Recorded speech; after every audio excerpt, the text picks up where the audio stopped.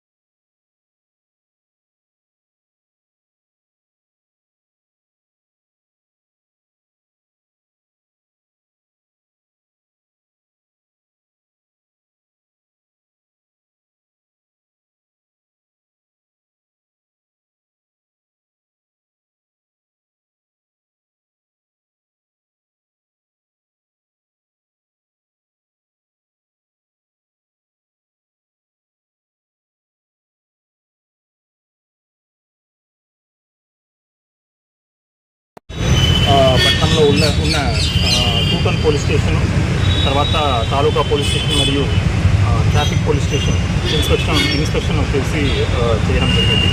ఈ ఇన్స్పెక్షన్ యొక్క ఉద్దేశం ఏంటంటే రెగ్యులర్ బేసిస్లో వచ్చేసి ఈ పోలీస్ స్టేషన్ ఫంక్షనింగ్ ఎలా ఉంది, ప్రాపర్గా పీపుల్ ఓరియంటెడ్ పోలీసింగ్ జరుగుతుందా లేదా అనేది సీనియర్ ఆఫీసర్స్ విజిట్ చేసి ఒకసారి ఇన్స్పెక్షన్ చేసి దాని మీద ఫర్దర్ ఇన్స్ట్రక్షన్స్ అంతా కూడా ఇవ్వడం జరిగింది. దాంట్లో భాగంగానే ఈరోజు నంద్యాల పట్టణం రావడం జరిగింది.